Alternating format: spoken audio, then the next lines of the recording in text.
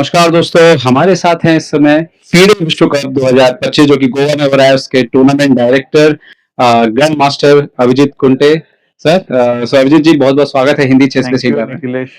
अभिजीत जी आज ये tournament semifinal में प्रवेश कर रहा है। थोड़ा दुखद ये है कि कोई भारतीय खिलाड़ी इसमें नहीं बचा है, बट एक टूर्नामेंट डायरेक्टर होने के नाते आप कितना संतुष्ट हैं हमने जो इस बार भारत में आयोजन किया?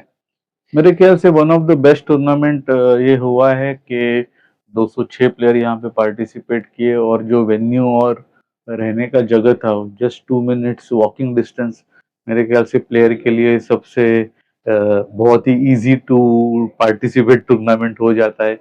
और बहुत ही अच्छा आयोजन यहाँ पे ऑर्गेनाइजर्स ने भी किया है।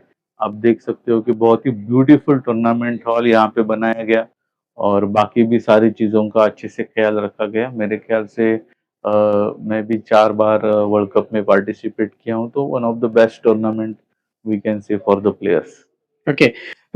यहाँ पर एक बात मैं आपसे जानना चाहता हूँ कि आपका रोल जो है वो आजकल लगातार बदल रहा है।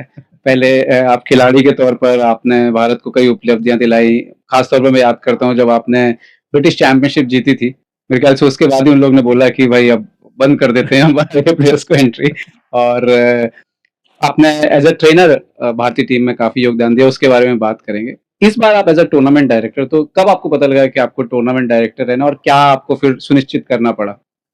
मेरे ख्याल से मुझे जब बताया गया अक्टूबर टुवर्ड्स द एंड, मिडिल अक्टूबर में, कि आपको इस पे थोड़ा काम करना पड़ेगा टूर्नामेंट डायरेक्टर के तौर पे वर्ल्ड कप में। लेकिन बहुत सारी तैयारी पहले ही नितिन नारंग जो हमारे प्रेसिडेंट है फेडरेशन के, उन्होंने कर दी थी 90% ऑफ काम। तो मेरे ख्याल से मुझे थोड़ा सा बस कि कोई भी चीज़ गलत ना हो जाए टेक्निकली और प्लेयर्स के ही साइड से, इतना ही ध्यान रखना था। तो ज़्यादा काम तो कुछ था नहीं। और यहाँ पे जो इवेंट मैनेजमेंट टीम है वो भी चेस की है और बाकी भी जो वेंडर्स थे उन्होंने बहुत अच्छा काम किया है। और प्लेयर फ्रेंडली एक एटमॉस्फेयर यहाँ पे रखा। फिडे का भी बहुत बड़ा डेलीगेशन है, एआईसीएफ के भी बहुत लोग यहाँ पे काम कर रहे हैं, महेश है, धर्मेंद्र है। तो मेरे ख्याल से एक टीम बन के सबने मिलके जो काम किया है, तो उसकी वजह से एक बहुत स्मूथ टूर्नामेंट ये हो गया। अ, भारत में ओलंपियाड हुआ, चेस ओलंपियाड हुआ, ग्रैंड प्री हुआ, पुणे में भी हुआ, दिल्ली में भी हुआ, अब ये भी एक इवेंट आ रहा है। आप कैसे देखते हो? क्योंकि जब आप खेल रहे थे तब से लेके अब आप कैसे देख रहे हो भारतीय शतरंज में इस तरह के बड़े टूर्नामेंट आना और कितना इसका फ़र्क पड़ता है? बड़े टूर्नामेंट हम लोग बहुत बार ऑर्गेनाइज कर चुके हैं। बहुत बार हमने वर्ल्ड जूनियर किया है, वर्ल्ड यूथ किया है, world youth chess olympiad organise किया है। ओलंपियाड ऑफ कोर्स बहुत बड़ा इवेंट था। वर्ल्ड चैंपियनशिप हम लोगों ने ऑर्गेनाइज हुँ। किया है, कार्लसन वर्सेस आनंद कैंडिडेट्स ऑर्गेनाइज किया है। तो टूर्नामेंट ऑर्गेनाइजेशन, यस, हमने बहुत सारे वर्ल्ड लेवल के टूर्नामेंट ऑर्गेनाइज करते हैं। लेकिन हमें एक इंडिया की खुद की प्रॉपर्टी बनानी पड़ेगी चेस में, कि जो टूर्नामेंट इंडिया के नाम से जाना जाएगा, हर साल जो होता रहेगा। मेरे ख्याल से ये टूर्नामेंट में और एक उपलब्धि हमें हुई, जो विश्वनाथन आनंद कप, इस टूर्नामेंट में जो भारत को जो मान मिला कि आनंद के नाम से एक कप चालू हो गया जो अगले 100 साल चलेगा। तो मेरे ख्याल से ये एक बहुत बड़ी उपलब्धि भारत के लिए है कि हमारे प्लेयर के नाम से एक कप अगले 100 साल के लिए ये टूर्नामेंट के माध्यम से सुनिश्चित किया गया। क्या बात है! ये निश्चित तौर पे बड़ी उपलब्धि है क्योंकि तब हम सब नहीं होंगे लेकिन वो कप कप तो जो है वो रहेगा। लगातार चलेगा। एक चीज़ मैं अब आपसे जानना चाहता हूँ कि यहाँ तो हमने अरेंजमेंट की तो बात कर ली। आप कोच हैं, भारतीय टीम को आपने पहला महिला टीम को पहला स्वर्ण पदक दिलाया। अगले साल फिर से आ रहा है ओलंपियाड, तो कैसी तैयारी चल रही है कि उसको रिटेन करने के लिए? आपको कैसा लगता है अभी जो बच्चे अच्छा कर रहे हैं, दिव्या भी और बेहतर करने लग गई। कैंडिडेट में हमारी 3 वुमेन प्लेयर है, इस बार मेंस नहीं पहुँचे, एक ही पहुँच पाएगा ज़्यादा, लेकिन 3 वुमेन्स प्लेयर हैं ऑलरेडी कैंडिडेट्स में। I think women chess is doing well. Humpy है, हरिका है, जो मेरे ख्याल से पुराने खिलाड़ी है, जो अभी भी टॉप 10-15 में बनाए हुए स्थान। और दिव्या और वैशाली, ये दो प्लेयर नए उभर के आ गए हैं, जिन्होंने दिखा दिया कि हम्पी हरिका के साथ हम भी अभी हैं पिक्चर में।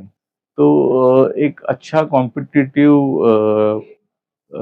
टॉप लेवल के प्लेयर्स हमारे पास आज उपलब्ध है, क्योंकि हम्पी हरिका का एज थोड़ा सा हायर साइड पे है, लेकिन वैशाली और दिव्या, वैशाली तो बिलो 25, दिव्या इज बिलो 20, और उसके नीचे भी आप वंतिका को ले लो, फिर सविता श्री को ले लो, और फिर बहुत सारे ऐसे नए यंग प्लेयर्स हैं जो आगे भारत का नाम आगे लेके जा सकते हैं। तो हमारे पास वैसे बेंच स्ट्रेंथ भी ठीक ठाक है।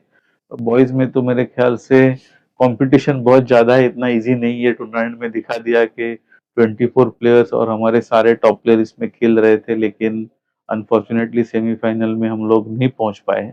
लेकिन ये टूर्नामेंट का फॉर्मेट भी थोड़ा अलग है, इट्स नॉट इजी।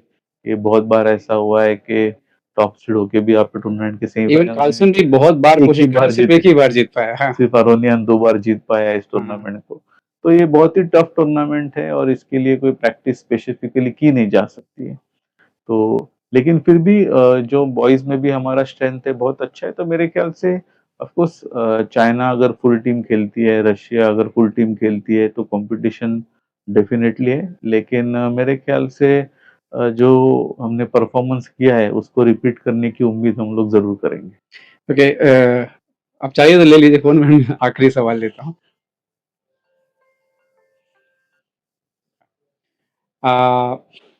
मेरा आखिरी सवाल है, फिर से वही, क्योंकि आपकी नज़र एज अ विशेषज्ञ भी है, बहुत मायने रखती है। क्या क्या लगा, कहाँ गड़बड़ हुआ इस टूर्नामेंट में? क्योंकि हमारे पास वो 3 बेस्ट प्लेयर थे जो पिछले बार क्वार्टर फाइनल में थे, और उसमें से एक वर्ल्ड चैंपियन बन गया, एक कैंडिडेट खेला, अर्जुन मिस हुआ था। क्या लगता है आपको, मतलब एक एक्सपर्ट की नज़र से या एक आप देखें अनुभव के नज़र से, कि कहाँ था जो गड़बड़ हुआ ये टूर्नामेंट में या कैंडिडेट्स के इस बारे में? टूर्नामेंट के लिए? मेरे ख्याल से गुकेश और Praggnanandhaa, of course Gukesh is a world champion, तो उसके लिए एक बस टूर्नामेंट था।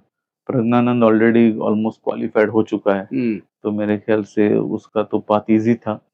तो मतलब he was also may be little bit not that कीन कि मतलब पूरा एनर्जी लगा के हालाँकि खेल प्रज्ञान का पाए। शुरू से ही थोड़ा शेकी लग रहे थे, शेकी शुरुआत से हर ही। गेम में वो उसका मतलब टाई ब्रेक में तो फर्स्ट गेम जिस तरीके से बच गया था, हाँ, हाँ। लकी था। लेकिन फिर भी ही मेड अ कमबैक। लेकिन अर्जुन सेकंड टाइम लगातार क्वार्टर फाइनल में बाहर हो गया, जो कि मेरे ख्याल से एक डिजर्विंग कैंडिडेट था कैंडिडेट्स के लिए। वो एक अनफॉर्चुनेट है। लेकिन आप दूसरी तरफ से आप देखोगे तो Harikrishna played till the 5th round, I think बहुत अच्छा परफॉर्मेंस उसने किया। फिर कार्तिक और प्रणव, हुँ, ये दो जो हमारे नए प्लेयर है जिनका जिनकी तरफ अनफॉर्चुनेटली उतना ध्यान गया नहीं, लेकिन उन्होंने बहुत बढ़िया परफॉर्मेंस किया है टूर्नामेंट में। और जो नेक्स्ट जनरेशन है चेस में, जो आप बोल सकते हो कि आपका सेकंड बट भारत में तो ऐसा है ना कि जो नेक्स्ट जनरेशन है, वो अभी जो जनरेशन है उससे थोड़ा बड़ा है, एक साथ। नेक्स्ट जनरेशन नहीं सर, मैं बोल रहा हूँ कि नेक्स्ट जो लैप ऑफ अपना प्लेयर। बेंच स्ट्रेंथ है, हाँ, वो भी उतना ही चांस मिलेगा तो परफॉर्म कर सकता है, ये उन्होंने दिखा दिया है। आज इंडियन टीम की हालत मेरे ख्याल से इंडियन क्रिकेट टीम जैसी है कि टॉप 11 में आना इतना इजी नहीं है। यहाँ पे तो बस आपको 5 प्लेयर में आना है टॉप 5। ओलंपियाड में जगह बनाना बहुत मुश्किल है। तो मेरे ख्याल से जो हमारे 2700 के प्लेयर है उनको भी ओलंपियाड में जगह नहीं मिलती है, जो बाकी किसी भी टीम से खेलेंगे वर्ल्ड में, दो हुँ, तीन टीम छोड़ हुँ, के, तो उनको डेफिनेटली जगह मिलेगी। तो इतनी हमारी टीम स्ट्रांग है। तो ऑफकोर्स सेकंड जो लेवल पे खेल रहे हैं या जो टॉप 5 के बाहर है इंडिया के, तो उनके लिए तो ये अच्छा मौका था और उन्होंने बहुत अच्छा प्रदर्शन किया है, ऐसा मुझे लगता है। लेकिन मीडिया का अटेंशन सिर्फ 2-3 प्लेयर पे रह गया, इसलिए इनका परफॉर्मेंस इतना लोगों को समझा नहीं होगा। लेकिन ये एक अच्छी बात है कि इनको जो चांस मिला उन्होंने उसमें अच्छा करके दिखाया। Thank you so much Abhijeet ji, हमसे बात करने के लिए। एक सवाल था, लेकिन अब वो पूछूँगा नहीं, मुझे सडनली याद आया, आप टूर्नामेंट डायरेक्टर हो, तो शायद आप वो नहीं बता सकते कि आपके हिसाब से फेवरेट कौन है आपका? Thank you for asking. वो हम पब्लिक पे छोड़ देते हैं। दर्शकों, आप कमेंट पे करके ज़रूर बताइएगा कि आपके हिसाब से जो बचे हुए 4 खिलाड़ी हैं, इनमें से फ्यूचर में कोई गुकेश का प्रतिद्वंदी भी हो सकता है, हो इन्हीं में सकता से। है डेफिनेटली। तो बिल्कुल, तो बहुत-बहुत धन्यवाद अभिजीत जी हमसे बात थैंक यू अखिलेश।